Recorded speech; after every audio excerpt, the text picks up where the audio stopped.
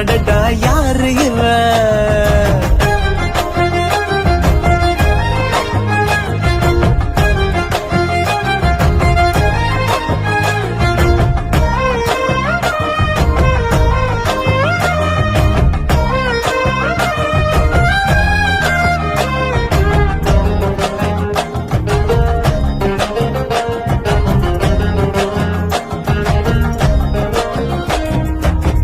நில ஒன்று தரையில் வந்து நடக்குது எதிரில் நின்று எனக்குன்னு பிறந்தவதா என்று